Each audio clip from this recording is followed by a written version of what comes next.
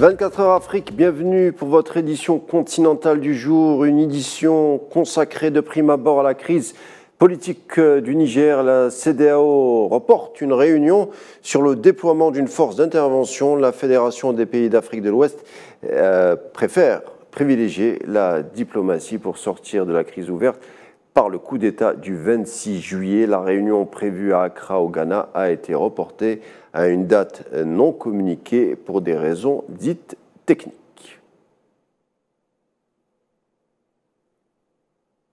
En attendant à Niamey, des milliers de partisans des nouvelles autorités scandent leur colère à l'endroit de la présence française dans le pays et certains autres contrées de la CEDEAO. On en parle justement avec Mohamed Wali Ben Chaban. 3 semaines après le renversement du président démocratiquement élu Mohamed Bazoum, les manifestations continuent au Niger. Les Nigériens occupent toujours les rues. Ils étaient de milliers à scander des slogans hostiles à la France devant sa base militaire implantée à Niamey. Les manifestants rejettent toute forme d'ingérence dans les affaires internes du pays et estiment que l'Élysée influence la CEDEAO après avoir validé l'option militaire pour mettre fin au coup d'État. Les Nigériens voient cette décision comme un acte de guerre, une agression militaire contre le pays.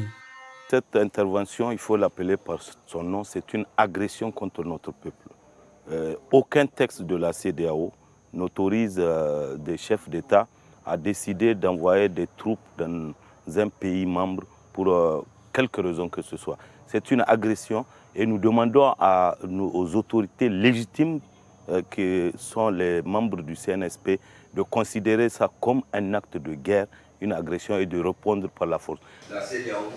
Les dirigeants est-africains n'ont pas révélé les modalités de leur action militaire. Les Nigériens déterminés à contrer la pression de la communauté économique de l'Afrique de l'Ouest. Nous avons pris l'engagement de nous mobiliser, d'apporter notre pierre dans la stratégie nationale de défense. Nous allons continuer à maintenir cette pression, à maintenir la présence autour des points névralgiques de la ville de Niamey. Parce que le centre du pouvoir, là où se trouve celui qu'ils veulent rétablir, c'est Niamey, et nous allons nous constituer en bouclier humain avant d'atteindre les forces de défense et de sécurité. La CEDEAO doit comprendre ce que la population ou les populations des différents pays membres attendent d'elle.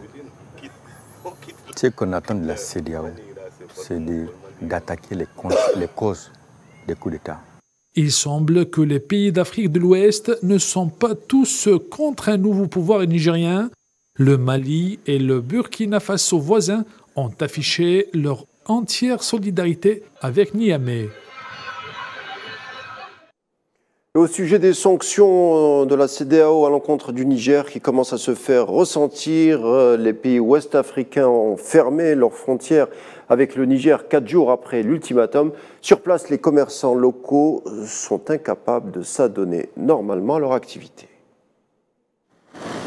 Nous voulons qu'on n'a qu'à voir comment on va nous libérer et puis nous-mêmes, on va laisser reposer. Nos familles, il y a tout, on ne comprend rien. On est là, garé ici. Il y a le riz qui se mouille, nos bagages dedans, l'eau rentre.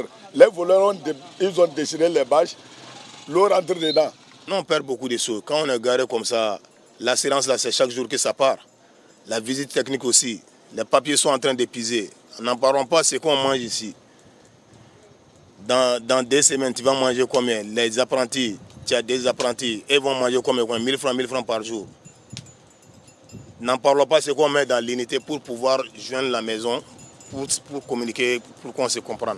On a laissé nos familles pour pouvoir aller avoir quelque chose à manger pour nourrir nos familles. On ne sait pas ce qui se passe. Nous sommes bloqués là.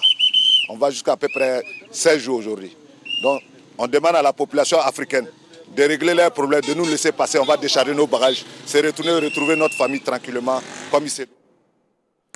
Et le Soudan qui s'approfondit dans le conflit, de plus en plus la situation commence à ressembler à une crise humanitaire. 4 millions de personnes ont abandonné leur foyer et surtout quelques 20 millions d'habitants manqueraient de produits de première nécessité. Madame Zianzitouni. Conflits armés, marasme économique, hausse vertigineuse des prix de denrées de large consommation et du carburant, c'est le calvaire que vivent les Soudanais depuis des mois. Ces derniers jours, la faim et la malnutrition sont en nette hausse. Les Soudanais risquent de mourir de faim si l'aide humanitaire n'est pas maintenue. La dernière analyse de la classification intégrée de phase de sécurité alimentaire montre que plus de 20 millions de personnes se retrouvent dans une situation de faim aiguë sévère, soit environ 42% de la population du Soudan. Depuis le 15 avril dernier, le conflit dans ce pays de la Corne d'Afrique a continué à s'étendre. Sa dynamique est devenue de plus en plus complexe d'après l'Organisation des Nations Unies. Celle-ci qui a noté que l'accès aux personnes ayant besoin d'une aide alimentaire vitale est également devenu plus difficile et de plus en plus urgent. L'Organisation des Nations Unies pour l'alimentation et l'agriculture a indiqué que les familles ont besoin d'aide pour faire face à une crise alimentaire imminente. L'agence onusienne a dans ce cadre relevé qu'elle est parvenue à distribuer des semences de culture d'urgence à environ 1 million d'agriculteurs dans 15 États. Face à cette crise alimentaire des plus graves au monde, le Programme alimentaire mondial a depuis le début du conflit fournit une aide alimentaire et nutritionnelle d'urgence à 1,6 million de personnes. Il s'agit notamment des personnes piégées par les combats à Khartoum, dans le Kordofan et dans l'ensemble du Darfour, selon l'ONU. Une autre onde de choc dans une région déjà fragilisée par un conflit armé sanglant, alors que des centaines de milliers de personnes continuent de fuir vers les pays voisins, augmentant les niveaux déjà alarmants d'insécurité alimentaire et de malnutrition, et sollicitant encore davantage les ressources limitées du PAM et d'autres intervenants humanitaires.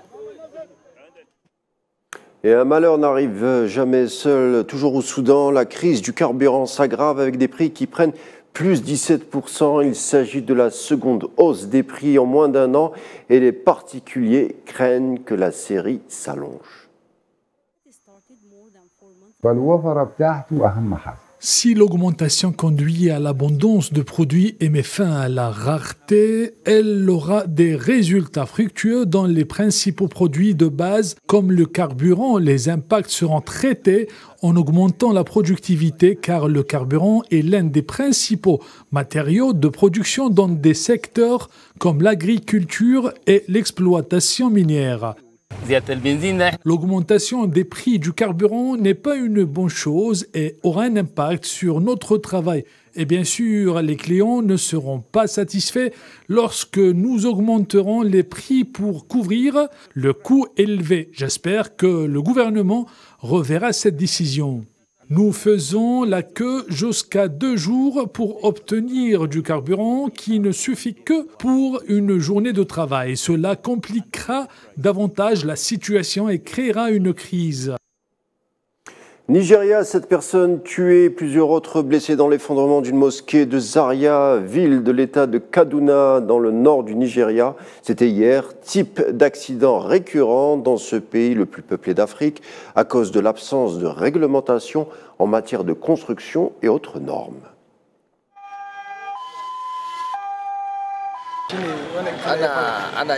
Nous faisions la prière d'Al-Asr. Nous venions de terminer la première et la deuxième partie de la prière. C'est à ce moment-là que cela s'est produit. Certains ont survécu, mais d'autres, Allah ne leur a pas donné l'opportunité. Le bâtiment s'est effondré sur eux. Mais à la fin, nous louons Allah parce qu'il nous a protégés. La mosquée est divisée en différents segments. Et c'est l'un des segments qui a lâché. Et quand Allah fait en sorte que quelque chose se produise, cela se produira. Hier, il disait qu'il allait rénover et moderniser la mosquée.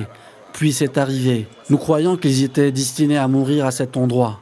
Que Dieu accepte leur prière.